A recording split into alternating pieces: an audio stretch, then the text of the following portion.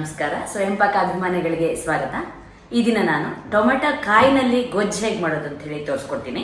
ಬೇಕಾಗುವ ಪದಾರ್ಥಗಳು: ಟೊಮೆಟೊ ಕಾಯಿ. ನಾನಿಲ್ಲಿ 6 ಟೊಮೆಟೊ ಕಾಯಿನ ಇಟ್ಕೊಂಡಿದ್ದೀನಿ. ನೋಡಿ, ಈ ಗಾತ್ರದಲ್ಲಿ ಇದೆ. ಹಸಿಮೆಣಸಿನಕಾಯಿ 6. ಹಾಗೆ ನಾನು ಜೀರಿಗೆ ಮೆಣಸು, ಇದು ಕೂಡ ಖಾರಕ್ಕಾಗಿ ಹಾಕ್ತಾ ಇರೋದು. ನಾನು ಇದನ್ನ 1 ಟೀ ಸ್ಪೂನ್ ಅಷ್ಟು ಇಟ್ಟಿದ್ದೀನಿ. ನಿಮ್ಮ ಹತ್ರ ಜೀರಿಗೆ ಮೆಣಸು ಇಲ್ಲ ಅಂದ್ರೆ ನೀವು ಹಸಿಮೆಣಸಿನಕಾಯಿನೇ ಜಾಸ್ತಿ ಹಾಕೋಬಹುದು. ನಿಮ್ಮ ಖಾರದ ಅಪೇಕ್ಷೆ ಮೇಲೆ ನೀವು ನೋಡಿ ಹಾಕೊಳ್ಳಿ.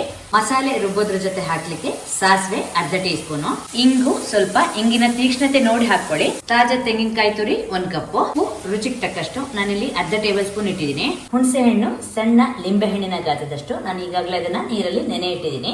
ಬೆಲ್ಲ 1 ಟೇಬಲ್ ಸ್ಪೂನ್ ಅಷ್ಟು ಇಟ್ಕೊಂಡಿದ್ದೀನಿ. ನಿಮ್ಮ ಸಿಹಿ ಅಪೇಕ್ಷೆ ಮೇಲೆ ನೀವು ಹೆಚ್ಚು ಕಮ್ಮಿ ಮಾಡ್ಕೋಬಹುದು. ನೀರು 2 ಕಪ್ ಇಟ್ಕೊಂಡಿದ್ದೀನಿ. ಗೊಜ್ಜಿನ ಹದ ನೋಡಿ ಹಾಕೊಳ್ಳೋಣ. ಟೊಮೆಟೊ ಕಾಯಿನ ಹೆಚ್ಚಿಕೊಳ್ಳೋಣ.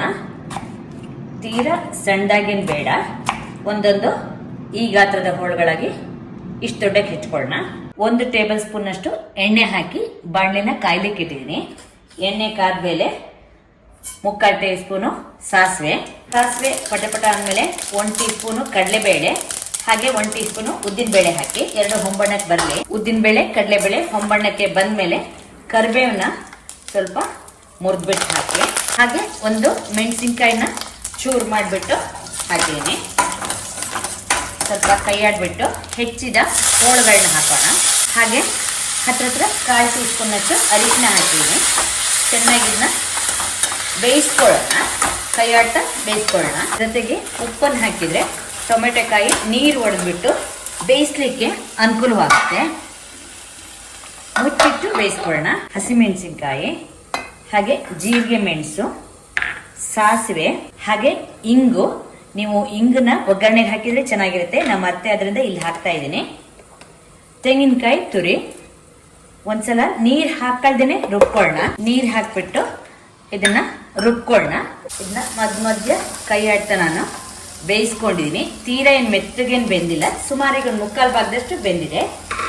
ಮತ್ತೆ ನಾವು ಹೇಗೂ ಕುದಿಸೋಷ್ಟೊತ್ತಿಗೆ ಪೂರ್ಣವಾಗಿ ಬೇಯುತ್ತೆ. ಈಗ ಇದಕ್ಕೆ ರುಬ್ಬಿದ ಕಾಯಿ ಮತ್ತೆ ಮಸಾಲನ ಹಾಕೊಳ್ಳೋಣ. ತೀರಾ ನುಣ್ಣಕ್ಕೆ ರುಬ್ಕೋಬೇಡಿ. ಹಾಗೆ ಮಿಕ್ಸರ್ ಜಾರ್ಗೆ ಸ್ವಲ್ಪ ನೀರು ಹಾಕಿ ಅದನ್ನು ಹಾಕಿದ್ದೀನಿ.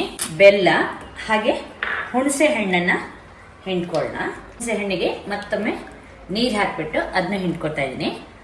ಟೊಮೆಟೊ ಕಾಯಿನೇ ಹುಳಿ ಇರುತ್ತೆ, ಆದರೂ ಕೂಡ ಅದು ಒಂದು ಸ್ವಲ್ಪ ಒಗ್ರ ಮೇಲೆ ಇರುತ್ತೆ. ಆದ್ರಿಂದ ಒಂದು ಸ್ವಲ್ಪ ಹುಳಿನ ಹಿಂಡಿದ್ರೆ ಚೆನ್ನಾಗಿರುತ್ತೆ. ಒಂದ್ಸಲ ಎಲ್ಲ ಚೆನ್ನಾಗಿ ಕಲಿಸ್ಕೊಳ್ಳೋಣ.